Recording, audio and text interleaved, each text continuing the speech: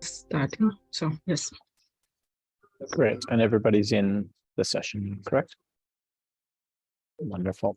Great. Well, thank you very much, everyone, for taking time out of your day to join what I am quite sure will be a exciting, interesting, but also a critically important session today, launching the Scottish Government report addressing loss and damage practical action.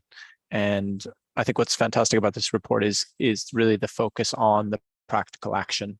We've had lots of discussion about loss and damage, but really getting to the action is the key point here. And this report really helps synthesize case studies for funding and action to address loss and damage, and analyzes these in the post-COP27 landscape, and especially with noting the establishment of the UN Loss and Damage Fund.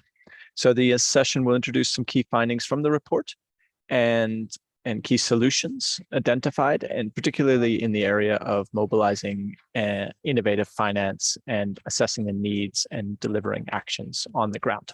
And the report also focuses on the intersectional and gendered aspects of economic and non-economic loss and damage, which is a key area as well. And so we'll go through that. We have some fantastic opening speakers, and then the second section will introduce the 10 insights from the report, which suggests baselines for how equitable and equitable action might be achieved. So without further ado, I would like to pass over to the First Minister of Scotland, Nicola Sturgeon, for a pre-recorded video launching the report. Thank you. It's a pleasure to be taking part in this global conference.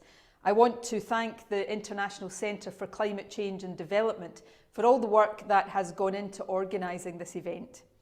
In less than 2 weeks, the Transitional Committee, which emerged from the negotiations at COP27, will meet for the very first time.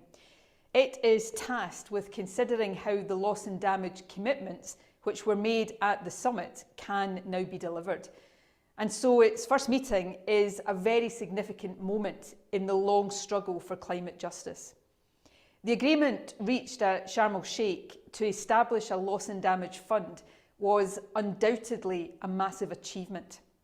For governments, activists and communities across the global south, it was of course the result of more than 3 decades of campaigning.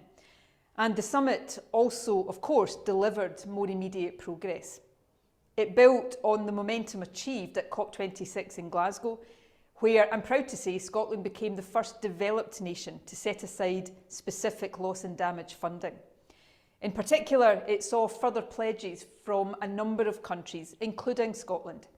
The total commitments made by governments and philanthropies around the world to date amount to just over $300 million.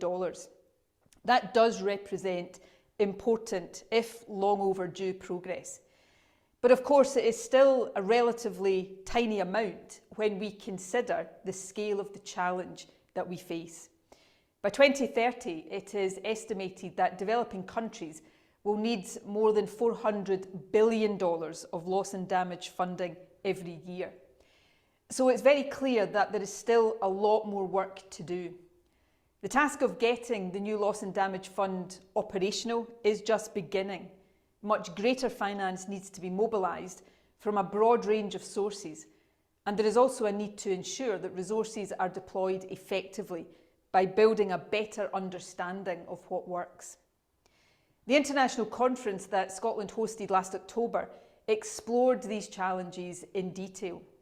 It was designed in part to build momentum on loss and damage ahead of COP27. And the following month in Egypt, we presented an initial summary of what was discussed. Today, on the final day of this conference, we're publishing the full report. It draws on more than 30 case studies from around the world.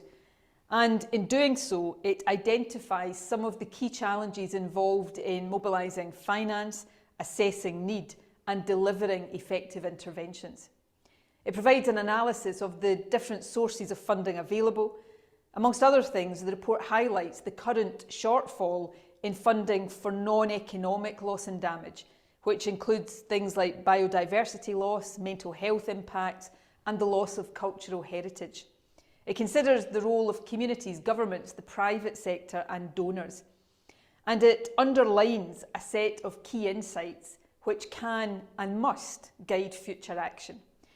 For example, the report underlines the need for urgency. Loss and damage is happening right now, so the funding to address it must be delivered now and as quickly as possible. It concludes that any support must be separate and additional to that already provided for both mitigation and adaptation. Support needs to be in the form of grants rather than loans. Loans burden the Global South with more debt, and that would simply compound the injustice already faced. And any action should reflect the unequal impacts of climate change. The conference in October underlined the disproportionate effects of the climate crisis on women, elderly people, the disabled and Indigenous groups. Among the most important conclusions highlighted by these case studies is the need for interventions to be locally led and designed in partnership with the communities affected. We know that they will have the best understanding of which projects will help the most, so it stands to reason that they should be empowered in the decision-making process.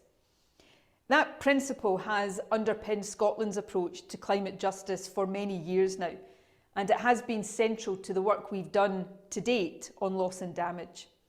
Our initial commitment made at COP26 in Glasgow is now supporting locally led projects in Malawi, Bangladesh and the Pacific Islands.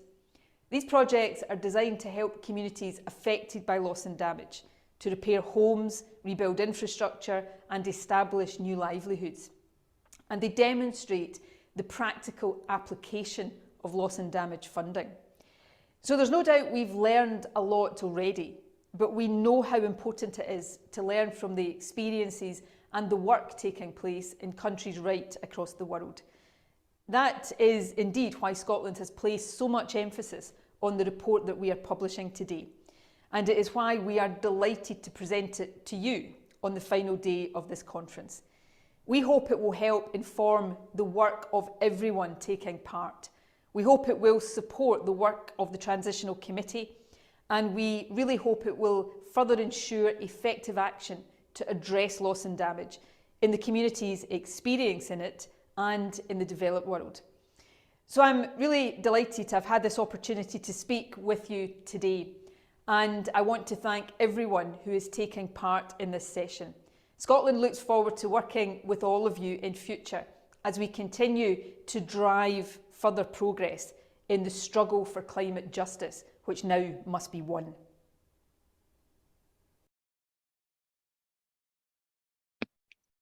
Thank you, First Minister, for those very powerful and inspiring opening remarks. And I'd also like to take an opportunity to thank the First Minister and the Scottish Government, and in particular all the members of the Scottish Government team that are on this call for their leadership and support to advancing the dialogues and action on loss and damage. And speaking of leadership, it gives me a great pleasure to introduce Professor Salim Hook, the director of the International Center for Climate Change and Development, who has been really leading the way on loss and damage for many, many years now, Salim.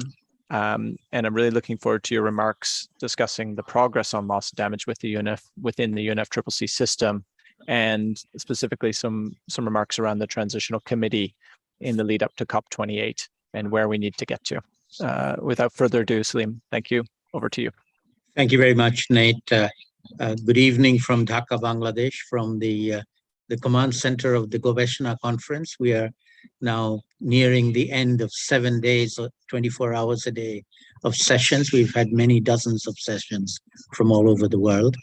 For those of you who are not familiar with the Gobeshona Conference, Gobeshona, the word means research in Bangla, but it's also the name of a platform that we created a number of years ago of people working around the world on locally led adaptation and resilience.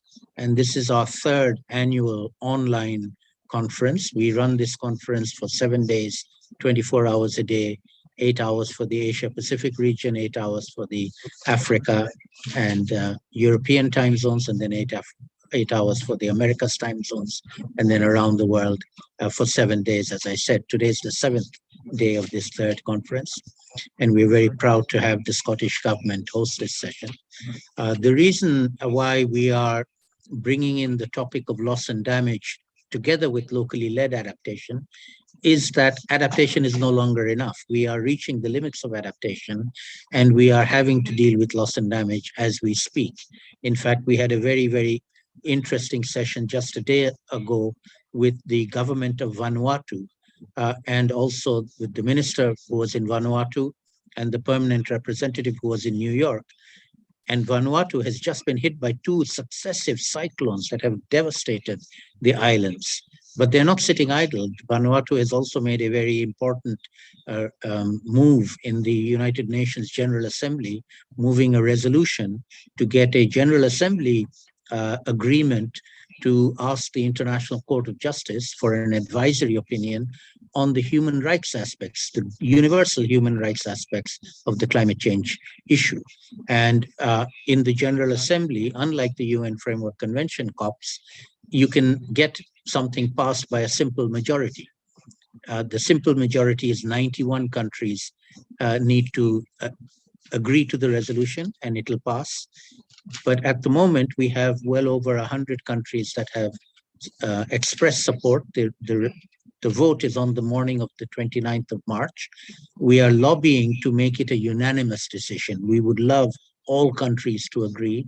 It is not suing anybody. It is about the universal application of universal human rights to the problem of climate change and whether or not this is something that is applicable. So please do join us in sending best wishes to Vanuatu for that resolution. With regards to the COP decision that was mentioned earlier by the First Minister and by Nate, that was a major breakthrough that we achieved in Sharm el-Sheikh.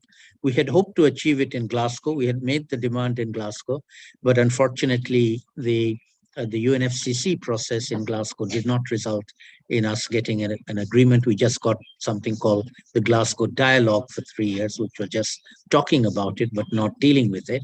But I must also acknowledge the role that First Minister Nicola Sturgeon played, and indeed the Scottish Government, and indeed the Scottish people as a whole played in pushing this issue, being at the forefront, acknowledging the importance and actually putting money on the table. I think that was the breakthrough that allowed other countries to come forward. They didn't come forward in Glasgow, but they came forward between Glasgow and Sharm el-Sheikh. And by the time we came to Sharm el-Sheikh in COP27, many of the other countries, developed countries, and particularly in Europe, had actually broken ranks with the consensus that they had in Glasgow of not talking about this by saying that they needed to address it. So I want to pay homage to First Minister Nicola Sturgeon, and I know she's stepping down from her position. Once she's taken some rest, I'd ask that she's continue to remain engaged with us on this topic, since that she has taken it up as a leader when she was the former leader. She can continue to be the moral leader going forward. Now, we know that under the COP27 decision, we have a transitional committee. The good news is that's been set up. It took some time. It's a bit delayed, but it's now operational. And in the next 10 days or so, they're going to be meeting in Luxor in Egypt and have the first meeting. They will do 3 meetings before COP28, and they are also going to do a workshop. And so we are looking forward to engaging with them. In particular, I want to say a few words about the report of the meeting that we're going to present right now. The meeting was held in October last year in Edinburgh, hosted by the Scottish Government, bringing together all the people who are already working on this, particularly people on the ground at the local level. Countries like Malawi are already doing things with support from the Scottish Government. We have been doing some scoping work in least developed countries, also with support from the Scottish funding. And so this action on the ground is now moving ahead and going forward. And it fits very much with our Gobeshona initiative, which is on local actions, local action for adaptation, and now local action for loss and damage, addressing loss and damage in particular. So we are very, very glad that the Scottish Government is now prepared to share that report. We look forward to seeing that and look forward to working with the Scottish Government, taking this forward to the Transitional Committee and then to the COP28, and with the hope that COP28 actually delivers something operational. I make the point of the Transitional Committee not operating on UNFCCC time.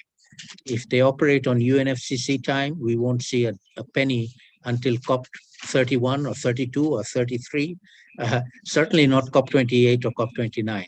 But if they can actually do something and deliver something by COP28, that would be absolutely a miracle, and is something that I hope that they can achieve. I'll stop there. Thank you. Thank you, Salim, and thank you again for your leadership. And yeah, I think your points on both urgency that were reflected by the First Minister and this shift from talking about things to doing things are giving us all hope. But yes, ensuring that it doesn't happen on UN time is critical, given the needs. So that's fantastic. And I realized I was so excited to jump into this session that I forgot to introduce myself. So I'm Nathaniel Matthews, the CEO of the Global Resilience Partnership, and we played a small but very proud role in the convening in October as well. And we look forward to continuing to support these dialogues and this momentum. And so just building on that leadership and that Salim mentioned from Scotland, it gives me great pleasure to introduce Alice Guinan, the Senior Policy Advisor with the International Climate Change Unit of the Scottish Government. And Alice, I believe you're going to take us through some more of where the rubber hits the road here in terms of presenting some of the key points from the report, but also illustrating these with some concrete case studies. So Alice, over to you. Fab, thank you, Nate. Thanks so much for that. Hi, everyone, and thanks so much for joining us today to launch this report on practical action for addressing loss and damage. If we can get those slides up, that'd be brilliant. I want to say thanks in particular to Salim and all of the team at ICAD for organising another very successful Gobeshona conference this year. It's a massive undertaking and you must all be really exhausted at this stage, but I hope you're all equally proud of what you've achieved this week in highlighting the really fantastic locally led research on climate change that's being undertaken all over the world. If we can flick to the next slide there.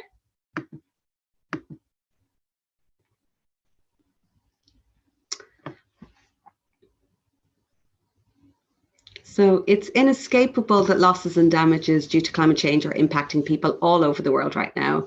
And we're seeing that just this week in Malawi. Unfortunately, over the coming decades, as global temperatures rise due to climate change, those losses and damages are set to increase in both severity and frequency.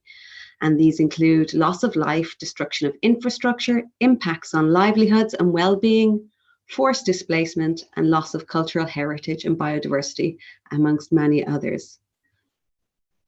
The scale of finance that's needed to address those loss and damage is estimated to be in the hundreds of billions of dollars every year. And it's important to recognize that currently the vast majority of those costs are being borne by the people, the households and communities at the very front line of climate crisis. And these people are the ones who have done so very little to cause it. And that just compounds the injustice that they are already facing as a result of climate change, as the First Minister mentioned. Are we okay with the slides there? We might go to the third one if we can. There we go. Lovely, thanks. The report that we're launching today is born out of a conference on loss and damage hosted by the Scottish Government together with the UN High-Level Climate Champions and the Global Resilience Partnership last October in Edinburgh. The First Minister launched a short summary of the conference proceedings at COP27 in Sharm el-Sheikh, and today we're launching this more detailed report together with IIED that builds on the earlier work and provides much deeper analysis of some of the key issues along with some of the developments on loss and damage that have happened since COP. The report looks at how to mobilise finance for, assess needs and deliver interventions to address loss and damage. And it provides evidence from 30 case studies of practical action taken by a broad range of organisations working on loss and damage. And today we're going to hear from 4 of those organisations. Our hope is that the evidence presented in the report can help to inform all actors who are working on loss and damage, including the Transitional Committee in deciding how the Loss and Damage Fund will operate under the UNFCCC, funders from the public and private sector seeking to provide finance for loss and damage, governments seeking to review their institutional frameworks in order to receive funds, develop policies and engage marginalised communities in planning, and for NGOs and community organisations working to deliver actions to loss and damage. Alice, we seem to have lost the slides. Lost the Yeah. slides again, I see Sure we that. can, Apologies, Adiba, are you able to take over slide sharing? Yes. Slide 4. Thank you very much. So we're on slide 4, Adiba, please.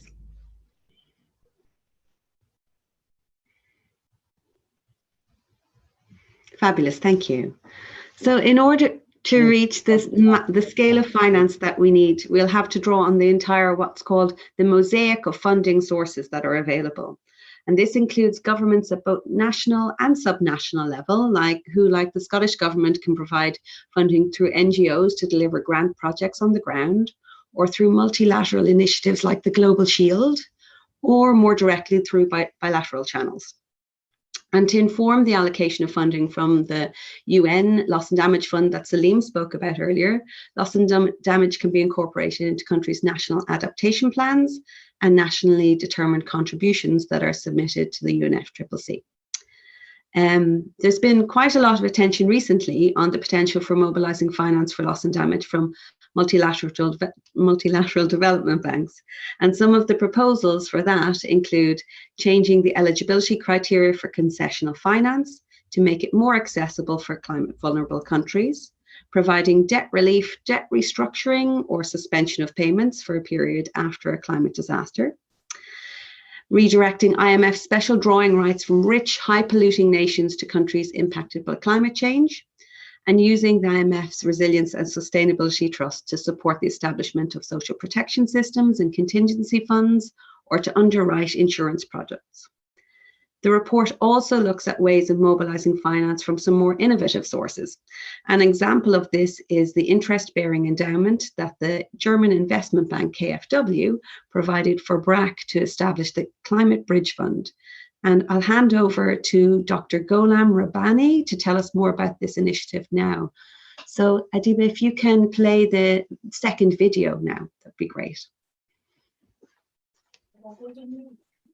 Just give me a minute. Of course.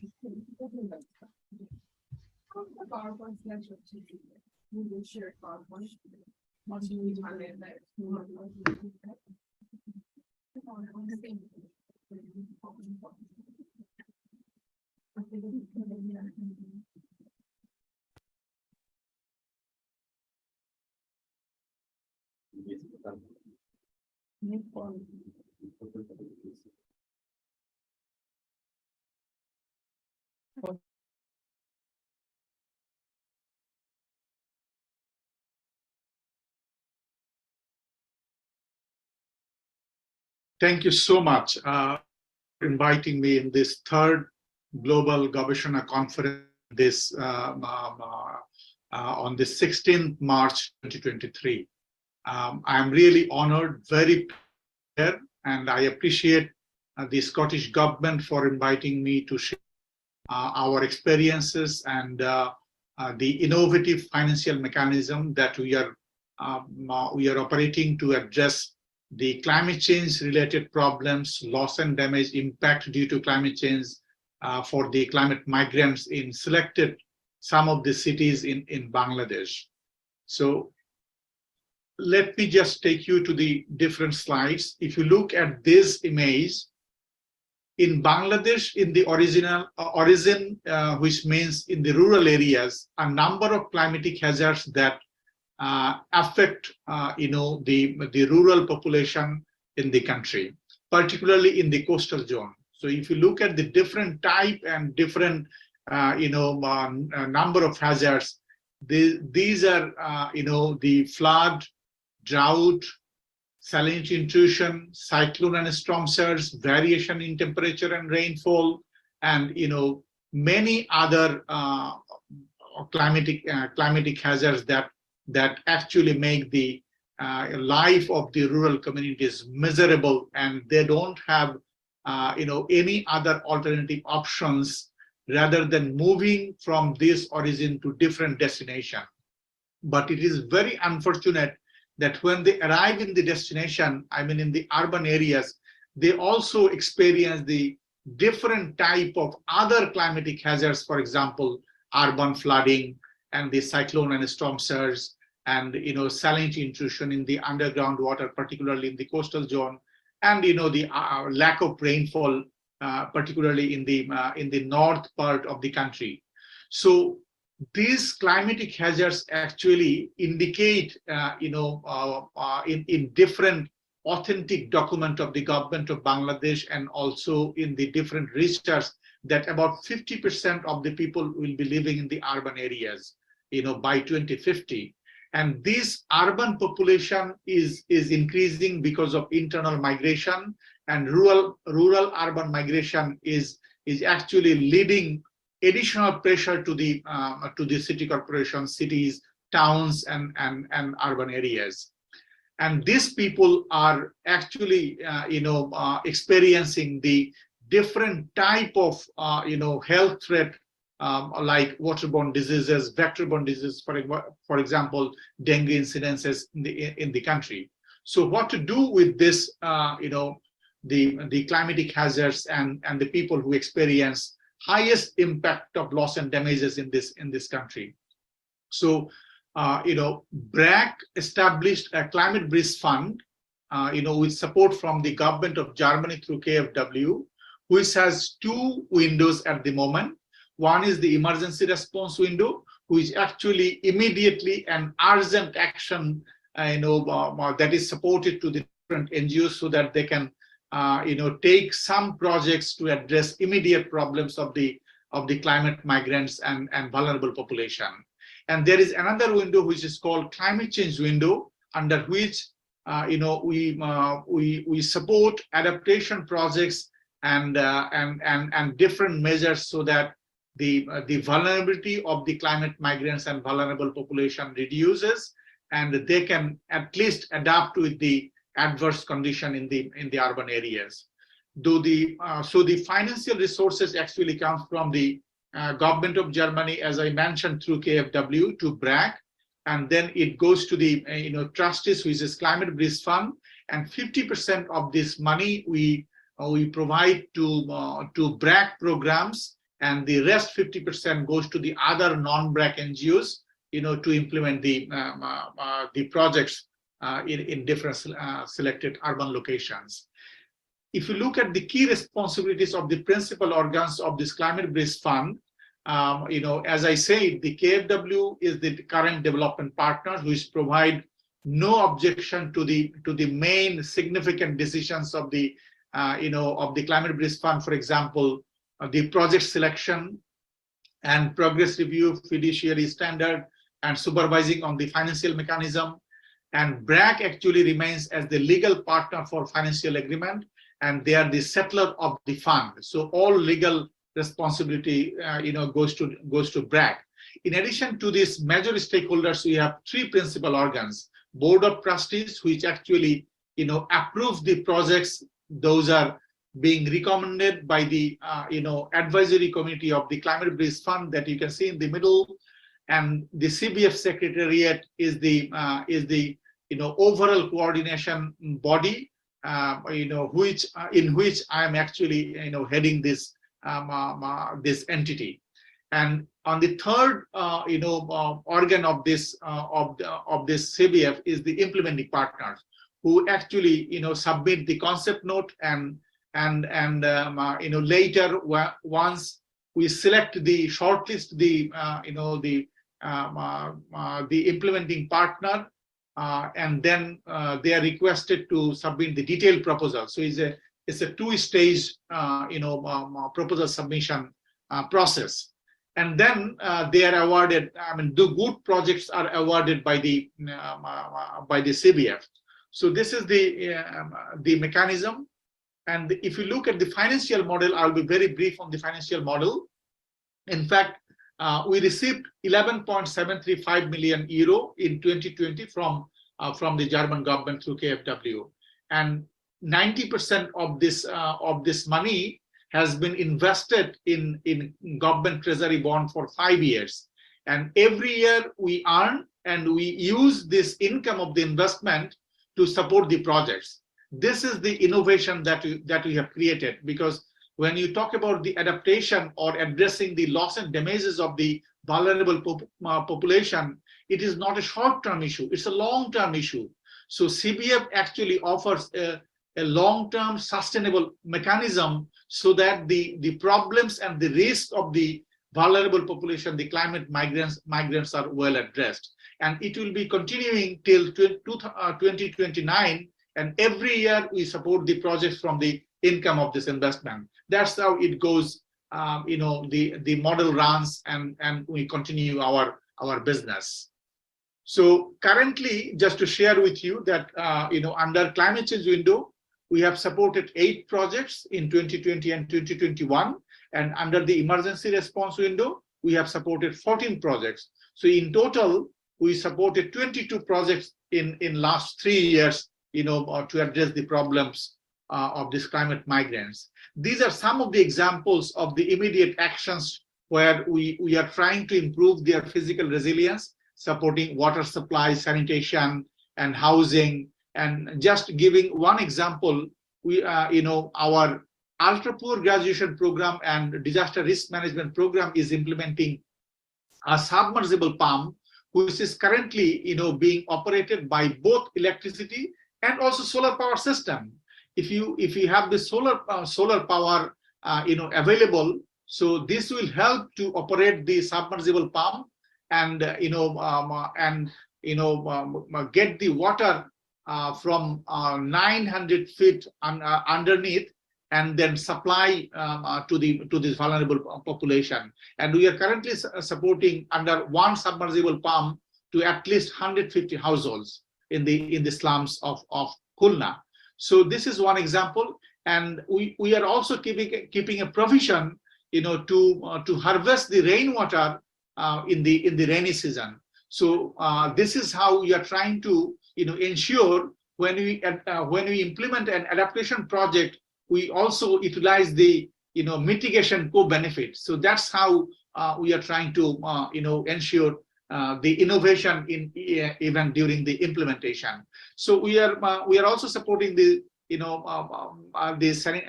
sanitary latrines so that the entire population or the targeted population get the benefit of it all around the year.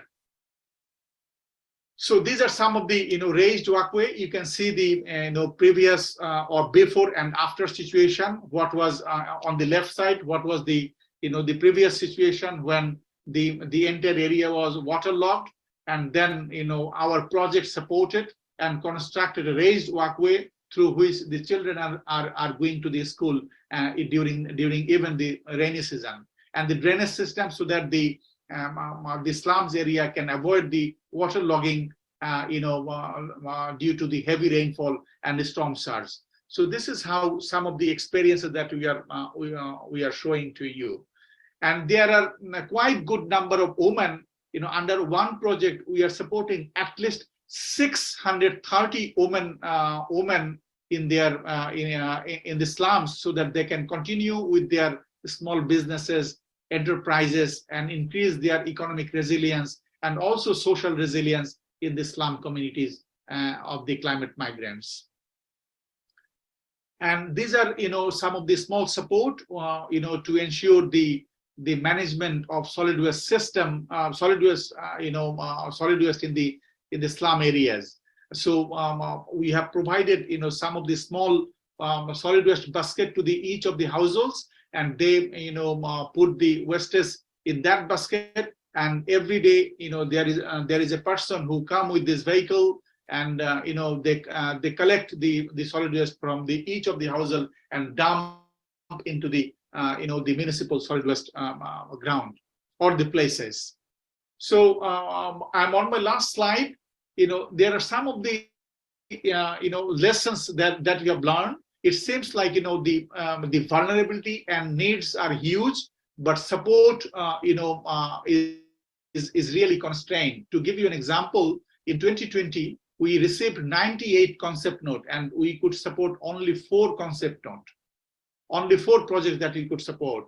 And this mechanism is the pioneering mechanism in the non-government sector, I would say, and we are supporting this adaptation, loss and damage with this innovative financing mechanism.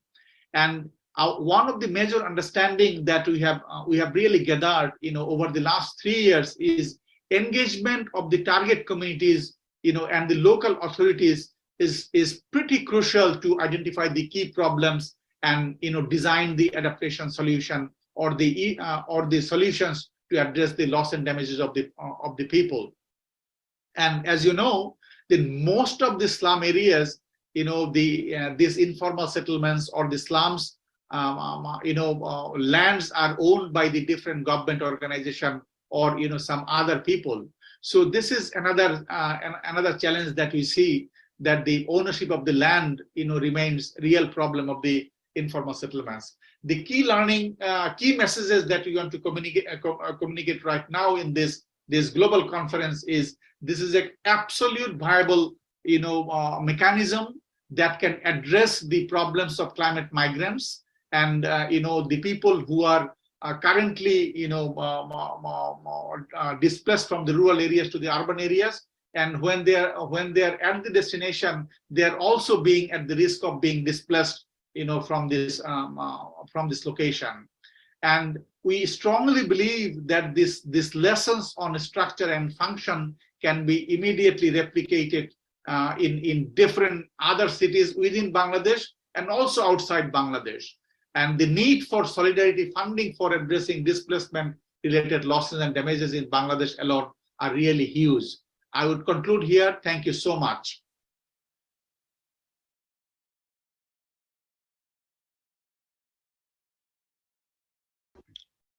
Thank you, Dr. Rabbani. Thank you so much for that.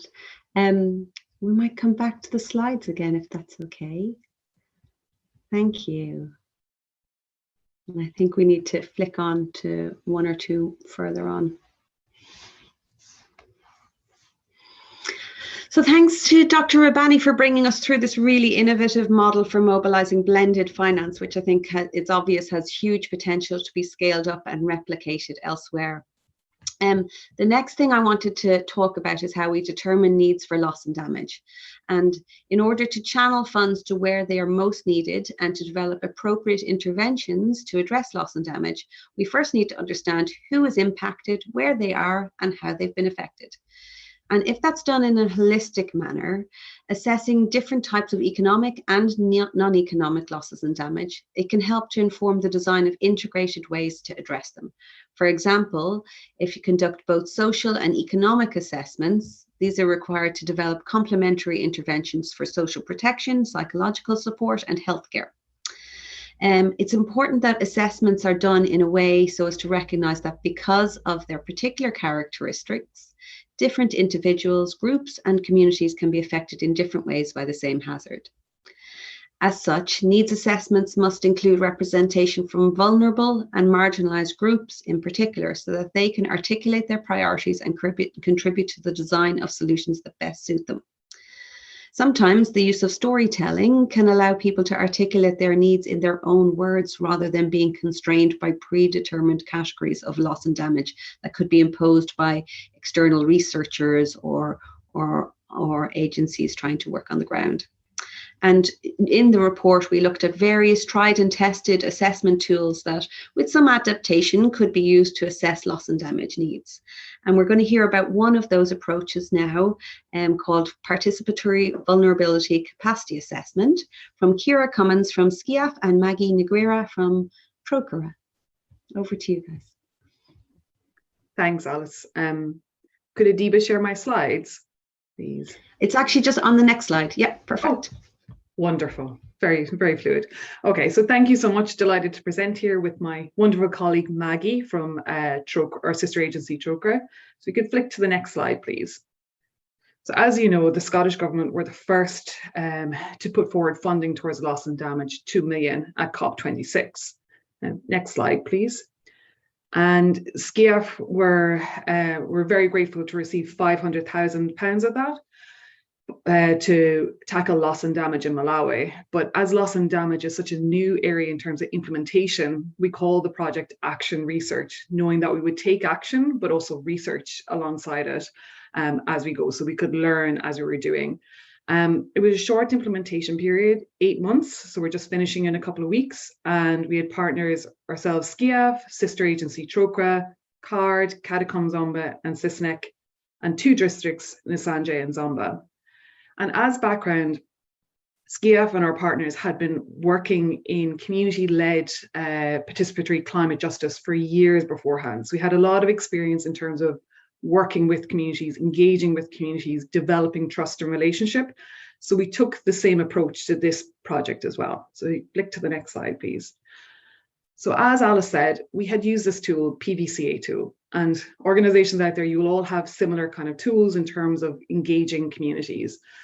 What we did was we reached out to other agencies such as IIED, SEI, and ICAD to help us adapt this tool to make sure we modified it and encapsulated loss and damage, both economic and non-economic, and with a real focus on gender. So I won't go through these tools in detail, but we did add an extra one down the end, PERC, on the recommendation of IIED. And if you flick to the next slide, please. And basically this tool and others out there like it is just a pathway to engaging with the communities. It's a method for developing a relationship and trust with communities. So through our local partners and working with the district government, we approached communities, spoke to them, spoke to the leadership, and we engaged them in these tools, which was a series of workshops.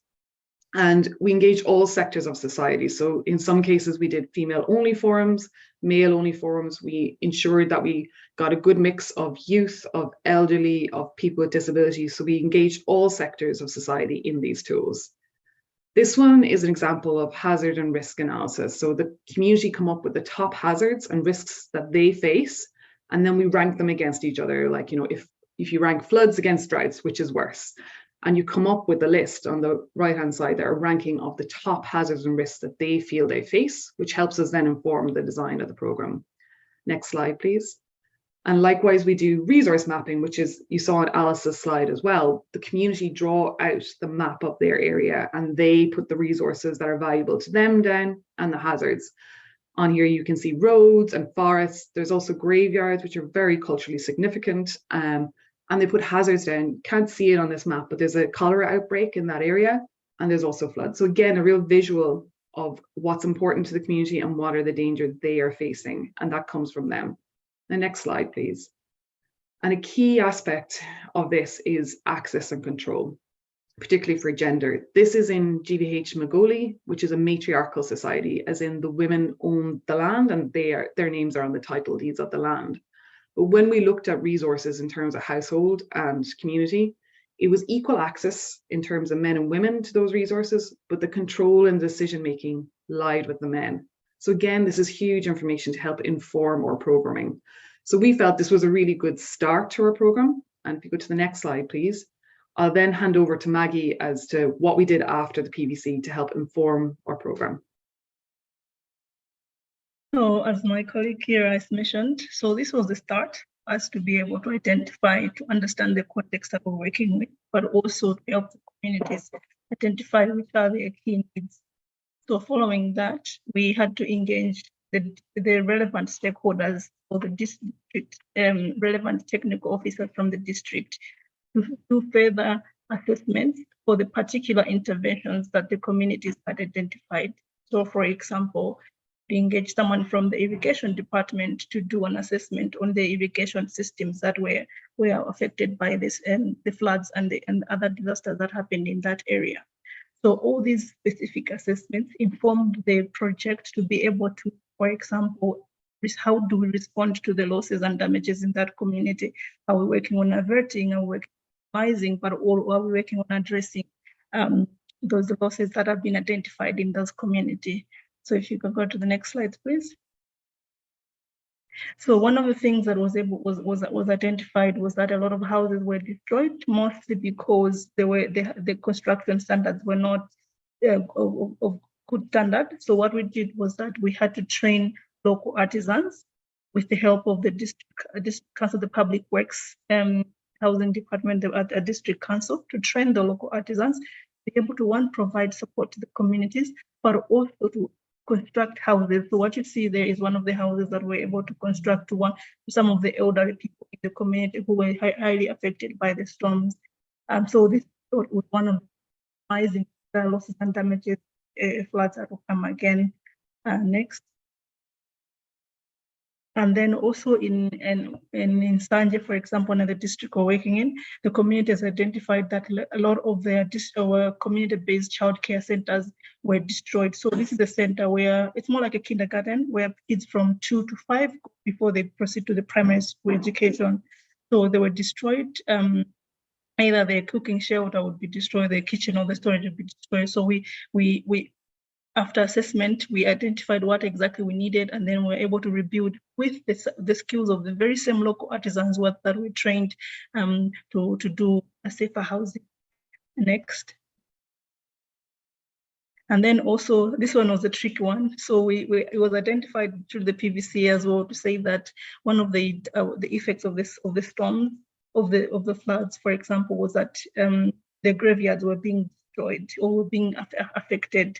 So the community, when we had a conversation with the communities, they were able to identify that they want to be able to be supported with service to fortify their graveyards from further flooding. So we supported that with the contribution, but also the involvement of the communities themselves. Next. And then also we realized that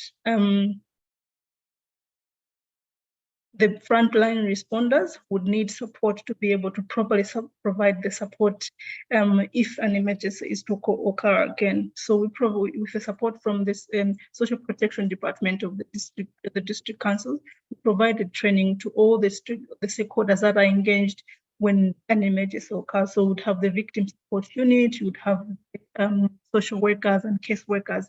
We train them on the relevant skills that they will need to provide first aid for their own good, but also that they should be able to provide good support to communities that are affected. Next. And then also we used art and culture. One, on your left, what you see there is using art and culture to conduct advocacy towards loss and damage. And also on the right, what you see is using participatory art to ensure that the communities are able to articulate the effects that are there, particularly in the non-economic losses and damages that the communities are able to experience due to climate change. Next. So from our short implementation period of the project, what we have learned is that if we're going to assess losses and damages, we need to be able to, one, like my colleague mentioned, to adapt. The tools are already there, for example, but we need to be able to contextualize them to the subject at hand. So, for example, with the PVC, that is a well-known tool in climate change management, but we contextualized to fit to the purpose of loss and damage. And also, we need to be willing to have difficult conversations. So, for example, when we found out that one of loss of climate change, the impact on graveyards, it was hard because that's a sensitive topic. But also for an outsider to go to the community to have a conversation with them about a graveyard, we thought that was really difficult. So at the start, we didn't really have an interventions around that area, but we were intentional to have that conversation with the community, and we asked them what they would want to do around that area, and they really appreciated that, and they acknowledged to say that that's an area that's not a lot of projects don't really go there. So they really appreciated that we in this project able to handle that aspect. But also a third lesson is that we need to be able to extend to next sectors. In climate change management, mostly you'll be told you have other fields, but not the social protection. I think that's what we found. in emergencies, yes, you have social protection. So providing psychosocial support, people providing counseling and all that are there during emergency. But for normal climate change management work, that's not there. So we learned that that's an area that we need to be able to integrate, and we need to work with work sector. And then lastly, was the issue of that participatory art using new approaches. So the use of art, it was really key, because it unveiled a lot of things that we were not able to come up with the tools that we already using. So, but also that another one, I think one of the people presenters already mentioned, to say that working with the community to ensuring that the community is at the center of the projects ensures that the project is relevant to them. So I think participatory art enabled us to tap to those information that we're not able to get using any other tool. So thirdly, you will have heard Malawi is now facing Cyclone Freddy, which as of because of that, we've received almost 6 months worth of rain in 6 days. And there's over 200 that have lost their lives, about 700 people that injuries, over 800 and something people that have been affected in the 12 districts, including 2 districts that we're working in for this project. So it definitely affects all the positives, most of the positives that might have gained this project, but all other interventions. And I think this is why also it's very important, the loss and damage that, for example, Salim had mentioned, it not just have become another conversation, but it is really funded that people should be able to respond, address loss damage. Thank you very much. Thank you so much, Maggie and Kira. That was fantastic. I really appreciate it. If we can move on to the next slide, please, Adiba. Thank you. So the report from Scottish Government includes a number of case studies that, just like in the SCIF example we just heard about, illustrate a broad range of activities to address loss and damage on the ground. Instead of getting into these right now, I want to focus on some approaches at different levels that can help to ensure that these interventions are designed and delivered in a way that best meets the needs of those affected. Looking firstly at the enabling environment, there are a number of legal initiatives that are going through the ICJ and other international courts that seek to clarify the responsibilities of states for climate change. And Salim spoke about the ICJ initiative that Vanuatu is leading at the moment. These initiatives could facilitate future climate litigation efforts that seek to hold major emitters responsible for climate-related loss and damage. Next, a coherent national level policy is required to establish the institutional structure that brings together agencies responsible for different aspects of loss and damage interventions, and that could include insurance, emergency response and recovery agencies, and social protection departments, for example. It will be important to integrate loss and damage preparedness activities into local development processes and territorial planning. And also, we looked at a couple of examples where decentralized finance can help local groups and communities to draw down resources in an easy and flexible manner. And also, one of our case studies looked at how assigning quotas per group at community level or local level can help to reduce competition for resources. Another mechanism is by using adaptive social protection, which can provide safety nets for people affected by both sudden and slow onset climate impact events. And some recent programs have combined social protection with weather indexed insurance. And finally, participatory and representative loss and damage planning at the grassroots level is really important, both for assessing needs, as we've seen from the SCIF example, and also to deliver on priority actions.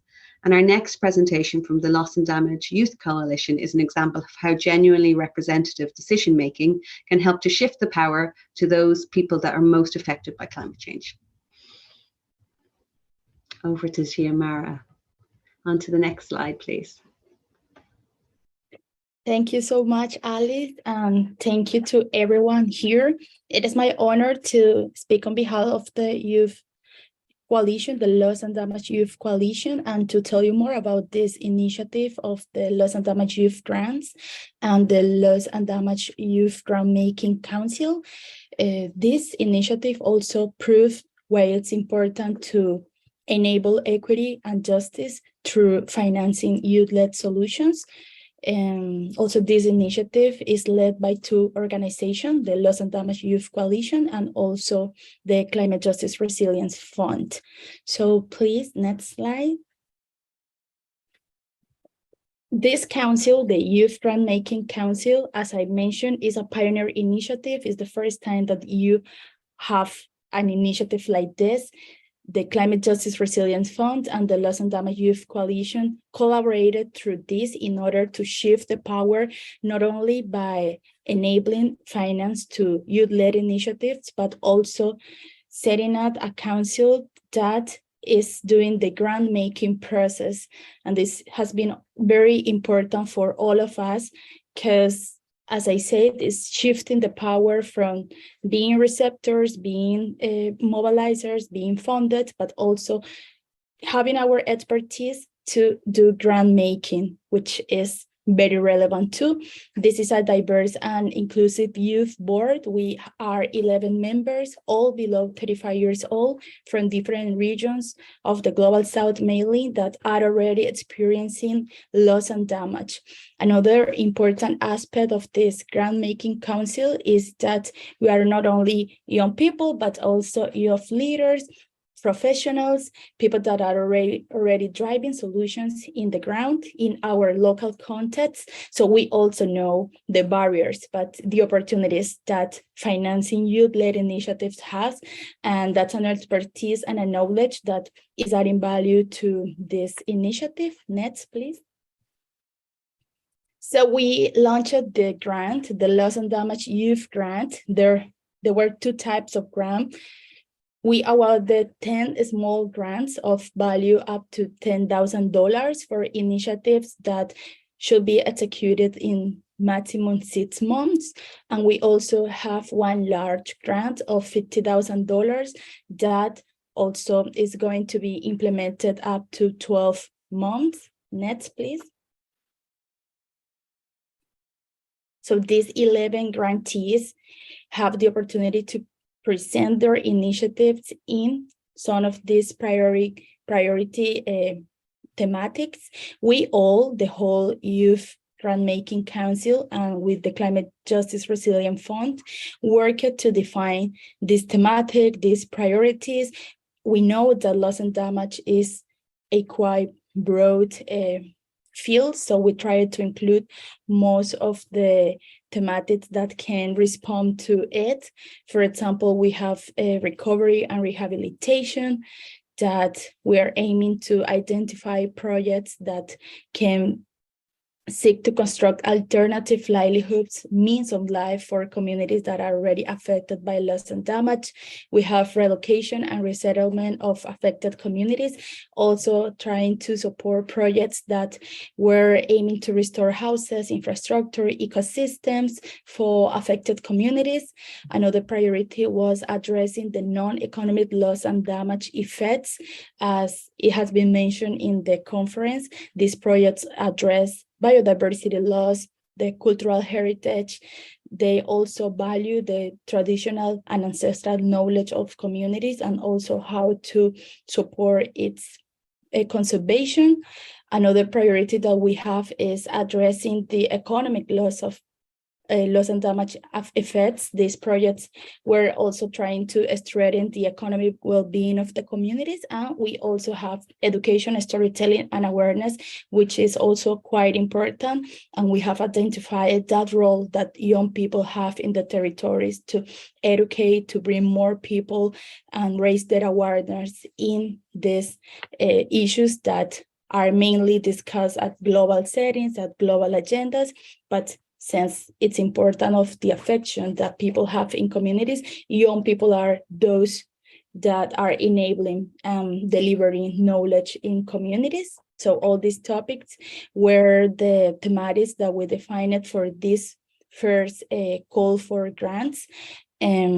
Also, all the selected people were aiming to mobilize concrete action among these thematic priorities. Next slide, please.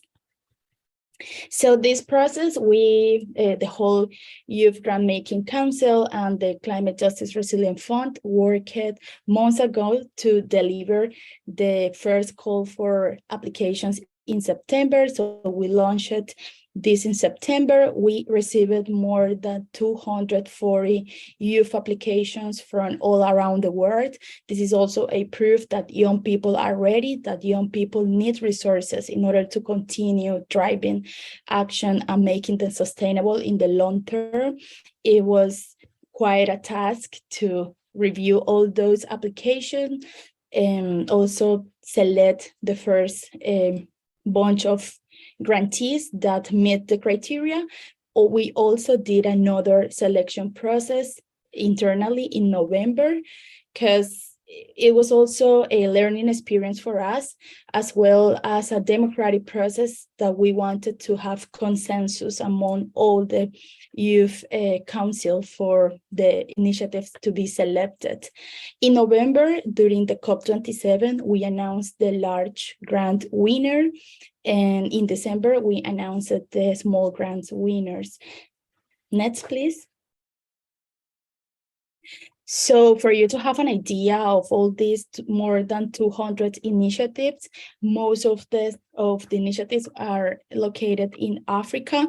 This also represents a picture that is showing us that more action needs to be done in other regions of the world. In this first call for applications, we received applications in English. However, we translated the call for applications in Spanish, Swahili, French, etc.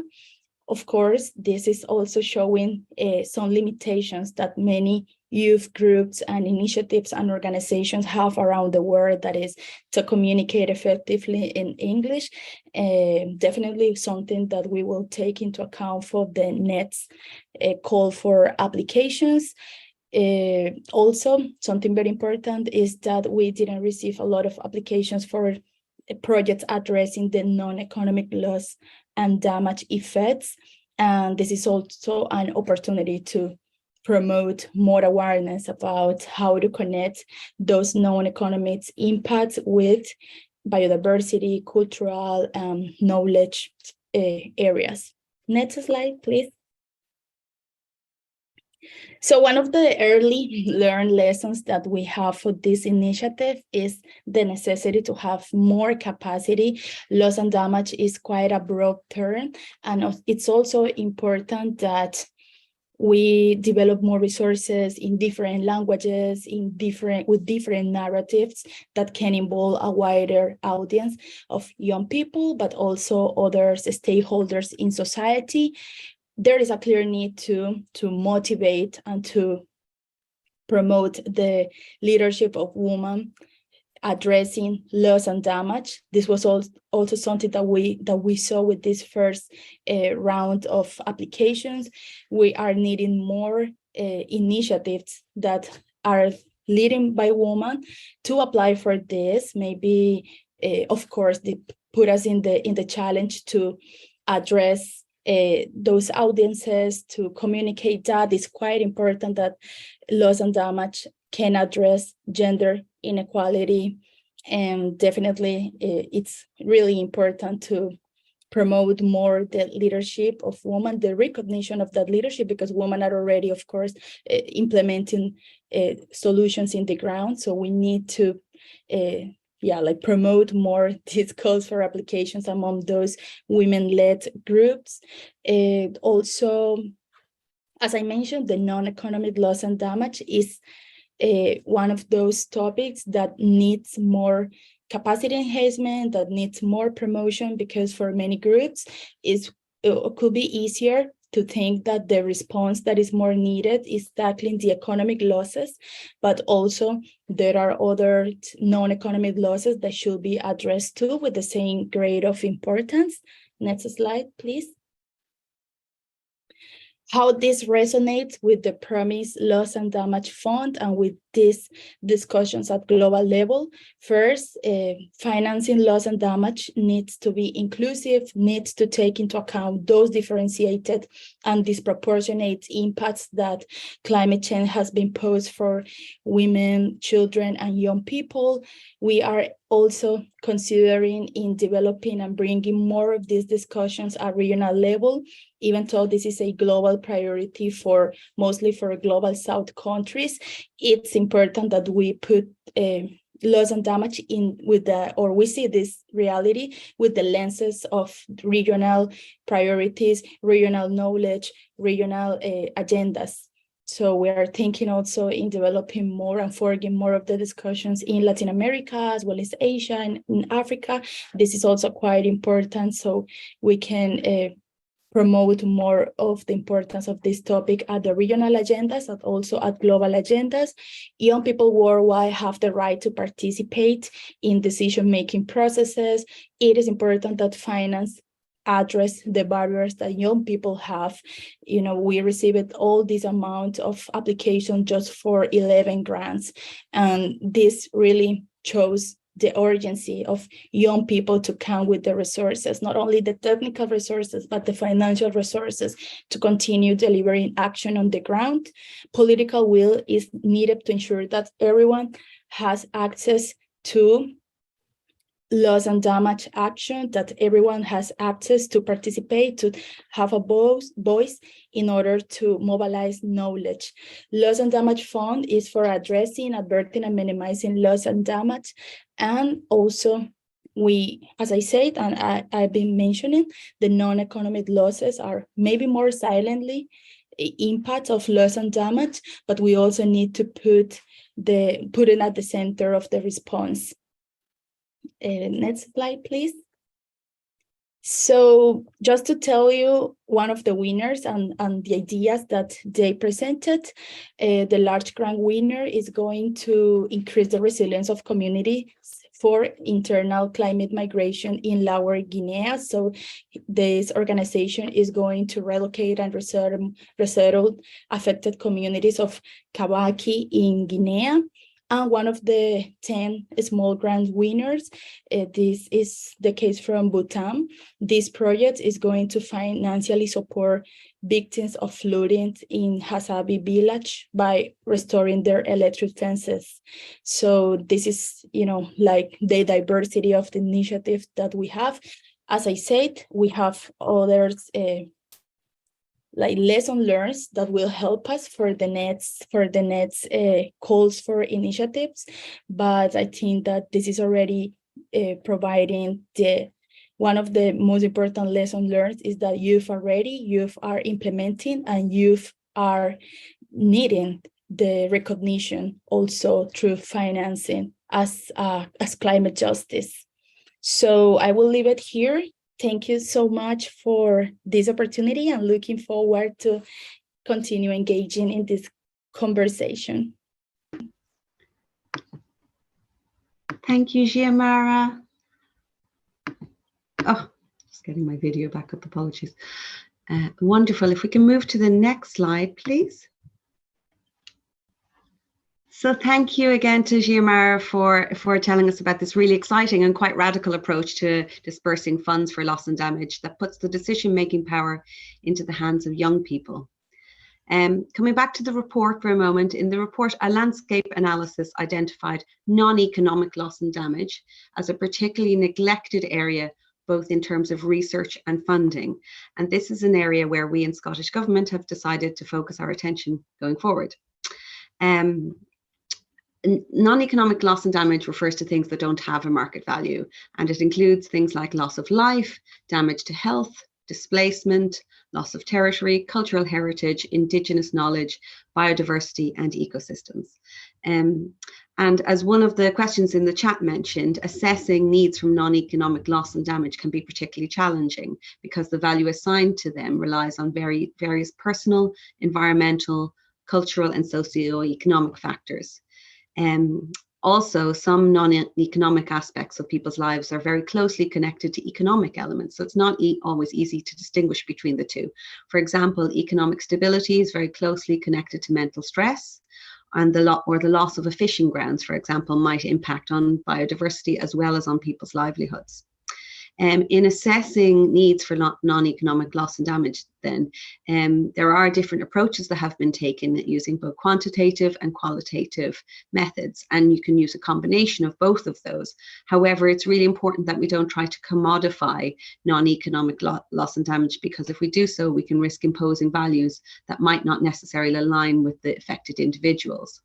A locally led approach, which includes storytelling, could perhaps help to give affected communities a voice in the process. Non-economic losses and damages, then, in addressing them, we can address them through things like compensation, community activities, education and training, documenting and recording traditional knowledge, restoring the natural environment through direct action and activism, and then through curative measures and rehabilitation. It's important that implementation strategies are participatory, as we've heard already, and that they use intersectional and gender transformative approaches, and that they shift decision-making power to local levels and are context-specific. These are particularly relevant for non-economic loss and damage. Another question that was raised in the chat was about how people who don't have land rights can access different types of measures to address loss and damage. And I think that's something that's really important to consider in the design of interventions. And we can maybe take some lessons from existing development and humanitarian social protection programs and how it's achieved through that. The report contains case studies on 4 types of non-economic loss and damage. Those are biodiversity, displacement, mental health, and cultural loss. And that's not by any means an exhaustive list. But here to tell us more about one of those case studies is Alejandro Lopez Chicheri and Monica Viana from WFP. So next slide, please. Good morning. Can you hear me, everyone? Thank you. We can hear you, Alejandro. Thank you very much. Let me introduce myself. I'm Alejandro Chicheri. I'm the director of the World Food Program in the plurinational state of Bolivia. And we're going to be very brief explaining one of these case scenarios that we've been working during the last 2 or 3 years. We're going to introduce you to the Uru people. The Uru people, this that you see in that photo is an artesany that they produce. They are the people from the lake, a lake that disappeared in 2016. And it was the second largest lake in Bolivia. If you go to the next slides, you will see what I mean. He's Germán Choque. He's one of the druids, or the Amautas, as they call themselves, one of the sacred men of the Urus, showing us what happened to the lake. That lake, Lake Popo, was the size of 10 times, roughly 10 times the size of the surface of Edinburgh, 2,600 square kilometers. And in 2016, due to climate change and the effects of overexploitation of water resources, disappear. And with that disappear, the substance and the ways of life of one of the oldest cultures on the continent. Uru people precedes the Inca nation or the Inca Empire 3,000 years. We're talking about a culture is 500 years old. And since then, they've been struggling. They've been struggling to survive. I was hearing your first minister, and that thing that she mentioned about climate justice needs to be served to the Urus still. It's not a very large nation. It's one of the 36 nations in Bolivia. And is maybe, we will say, like 2,500 families strong, but they may be the first climate refugees or climate displaced people in Bolivia. They moved, many of those families moved to Chile and to work and to find means of working because their natural environment disappeared. Now it's a bed, a salt lake bed with no water. And we thought that it was important to accompany them and help them. If you go to the next slide, the first approach we have, it was immediately an emergency operation that we ran for the last year and a half, helping them to make sure that they have enough food, especially during COVID times. We give them cash and we distribute transfers, so all the communities around the missing lake got at least enough to eat, which was very important, especially during COVID times with all the disruption to the normal markets. If you go to the next slide, you will see we'll keep this presentation. And Monica, which is my head of program, she's somewhere there. Good morning, Monica. She can briefly add anything. Please intervene whenever you feel. We knew that patch to help them sustain themselves during COVID times was not enough. So we designed a project to work with them to set their priorities so they could be resilient. So we started helping these 500 families with an integral project that will ensure that they don't need our help anymore. You go to the next slide, you will see what I mean. In this year, please, next slide. Yeah. The intervention helped them become more resilient and being able to produce their own food. They were fish people, mainly they were working, fishing, and their base of the diet was fish, but there's no lake anymore.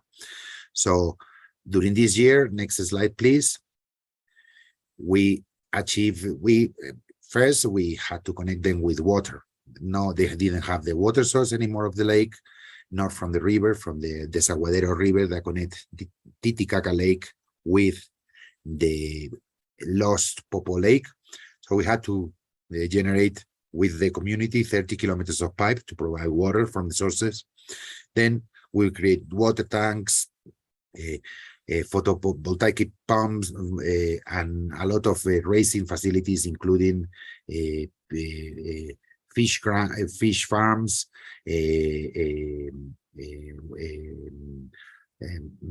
greenhouses, farms for chickens, and farms for cuy, which is a small rodent that is very nutritious.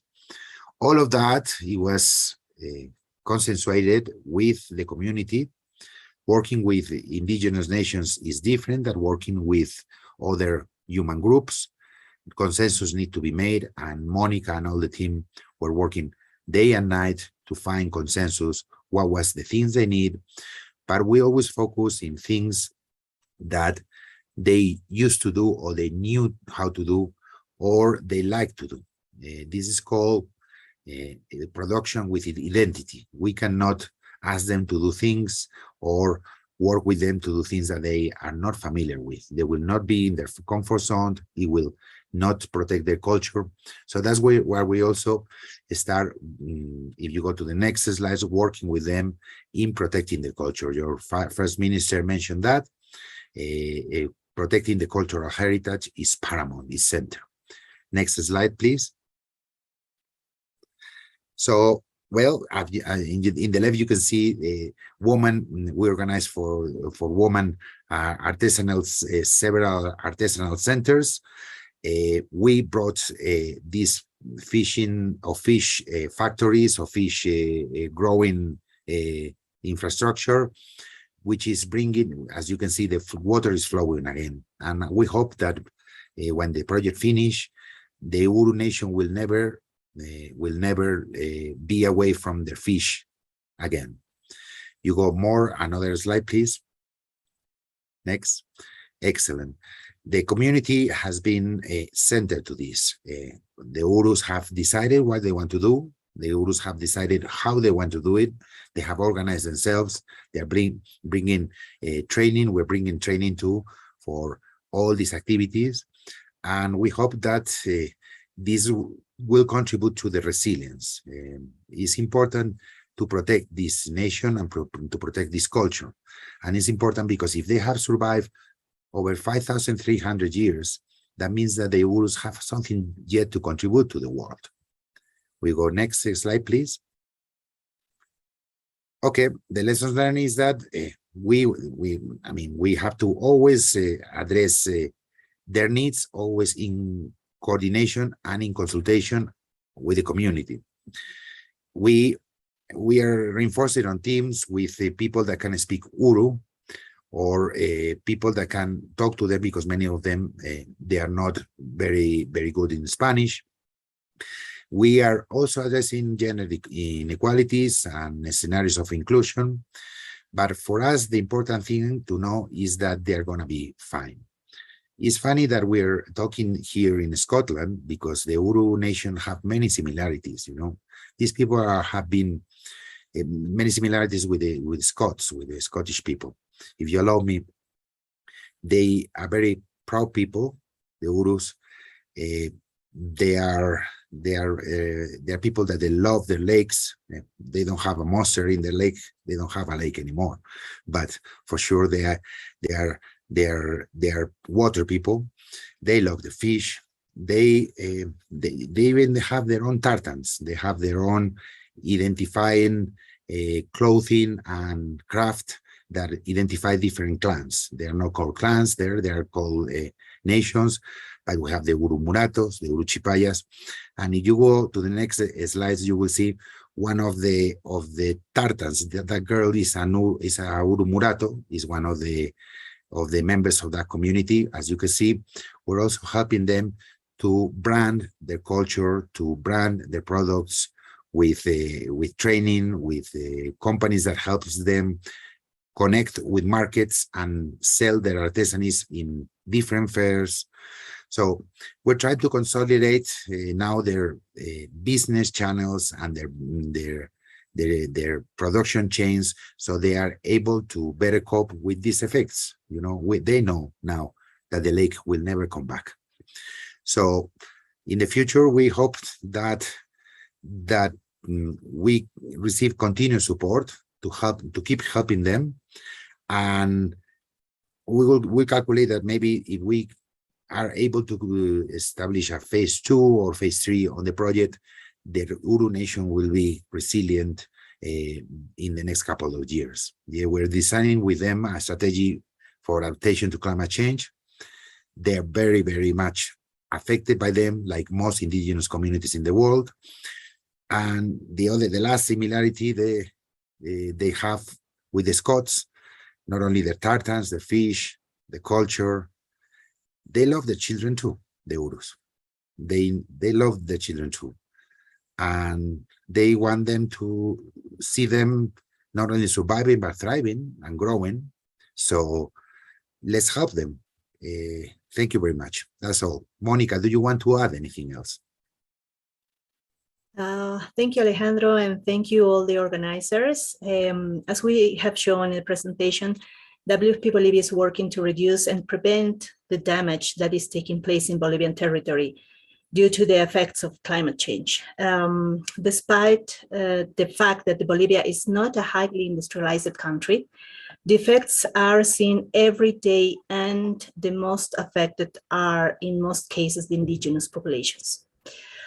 Our experience with the oldest indigenous nation in Latin America, as we shown before, has shown us that with a relatively small amount of investment resources, we have reached important changes in people's resilience.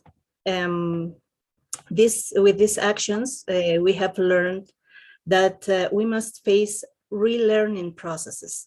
We must support the population to relearn, for example, to sow, how to harvest, how to produce their food, how to have a proper management of their soils and water, but also how to relate to the new markets that are increasingly complex and demanding, and that are one of their main sources of income. We must support the communities to show them that things are no longer the same as what parents and grandparents taught them, and that in the end, all this is a matter of survival. survival of their culture, survival of their art, their handicrafts, and their language. And the youth is the main actor in all of our interventions. We know that there is still so much to do. The process to achieve resilience are processes that can be achieved maybe not in short term, but it is possible in the medium term. And that's why we consider that starting now, it's important. We are working with the communities to face a changing climate with long periods of drought followed by extremely heavy rains and floods. And for this, WFP Bolivia is strongly focused on seeking financing opportunities to continue working on actions with a low cost, with high benefit, and demonstrating that despite a complex landscape, it is possible to still saving lives and changing lives. Thank you so much. Thank you, Monica. Over to you. Thank you for inviting us. Thank you very much, Alejandro and Monica, for those interventions, and also thank you to all the speakers. I'm cognizant that we're running a bit behind on time, but I just want to thank everyone for really inspiring case studies. And I think these case studies and the report demonstrate that as loss and damage gains wider attention, there's really a critical need for this coverage and the debates and negotiations surrounding it to reflect on the ground experiences and to identify appropriate and adequate measures for addressing loss and damages. We must really show the full picture, which means recognizing that loss and damage is not only economic, but also non-economic, and how the processes and methods to address it reflect local needs and are accessible. And so without further ado, I will introduce our last speaker, Jemima Gordon-Duff from the International Climate Change Department of the Scottish Government, head of that department. Jemima, over to you. Thanks, Nate, and hello to everyone. All the talk of lochs and sea monsters, I'm actually pretty close to that particular loch, so I'm glad to know that that's joining us in our different places around the world. So I know we're up against the end of time, so what I suggest is, rather than go through the 10 insights for practical action, which you have been pulled out as we've gone along. So through the case studies, you've heard people talk about the disproportionate impact on certain groups that climate change has, like on women, and you've heard people talk about the urgency of action and the need to build on existing interventions. So the insights are a way of bringing that together and giving 10 kind of key thoughts on how to do it. I wanted to emphasize as well that the insights are a guide, as the First Minister said. We're not in any way presenting this as having the answers to what's an incredibly complex and difficult and nuanced issue that has been worked on for decades by great minds. So I just wanted to place the report in the context of being a guide and to support that practical action. So of the 10 insights, I think we best move on, but please do look at the report. Please do take the time to read through it, and send it on to others. We really hope the report will support decision making, particularly by the Transitional Committee and any other funders and donors that are looking to work on loss and damage. So it's our contribution to the global debate that continues. I saw a question in the chat bar about the change of First Minister in the Scottish Government, and it's very true. We're at the final 2 weeks, I think. But the change in First Minister, much as she has been very personally committed, does not mean a change in the Scottish Government's approach to loss and damage. So that remains. It's very much in line with our human rights approach and our values-based way of looking at our role in the world. And that's why we will talk and continue to talk about, even with the First Minister going, about the moral responsibility that the global north has to the global south on loss and damage, and the injustice that lies at the heart of climate change, with those suffering the worst have done the least to cause it. So that will continue, and that commitment from the Scottish Government will continue, and we will keep doing what we can and asking those difficult questions with other governments, and doing what we can to support the voices and platform the voices of the global south, who are the real leaders in this and have the real knowledge and experience and evidence that, as we saw at COP27, resulted in some, a real breakthrough in decisions. So a huge congratulations to all the people who are involved, including Salim, and in particular Salim, for his role in that. It's a busy year ahead, of course, for loss and damage, and you've heard a few of the speakers talk about the urgency of funding, so not just on UN time, but that we look to the transitional committee to quickly, rapidly make some decisions about how funds will flow. So we're not a 5-year setting up of a fund, but some real decisions on money, and seeing that money reaching communities, not just committed as well. So that's what we'll be pushing for as Scottish Government in any conversations we're involved in, that kind of rapid decision making, underlying that urgency of action that's needed.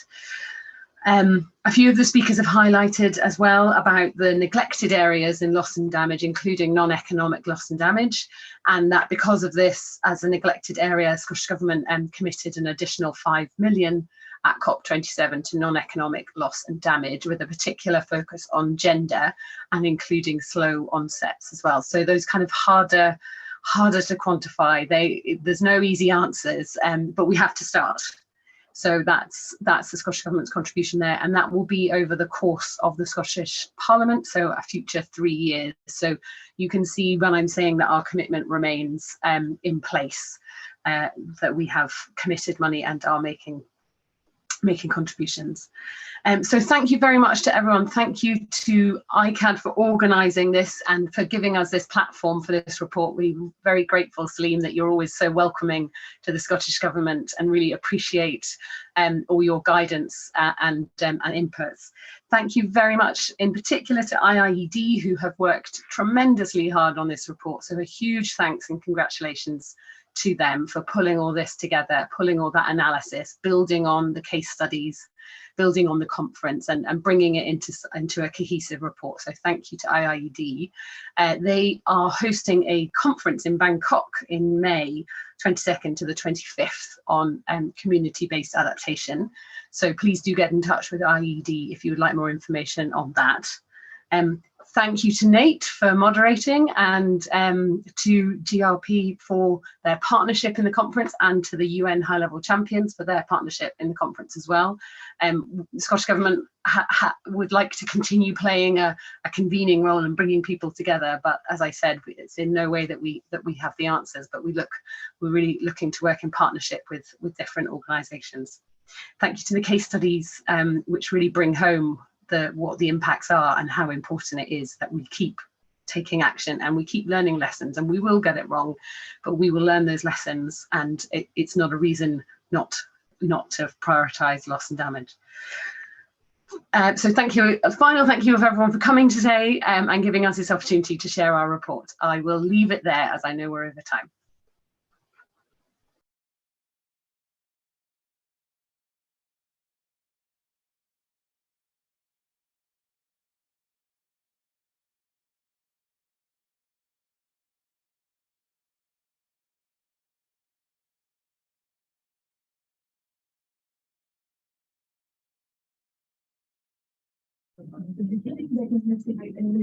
Hi everyone, I would like to take a screenshot if the panelists can turn on their camera so that the IT team can take the screenshot.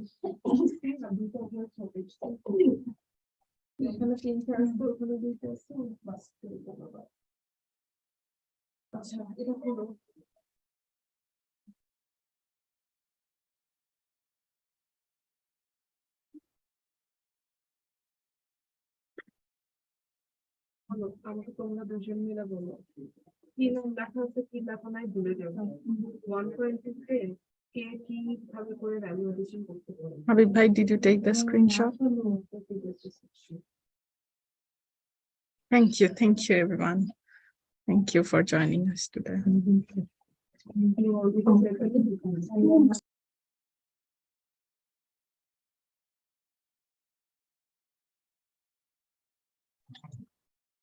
Let us know when it's done. Is it, Habib?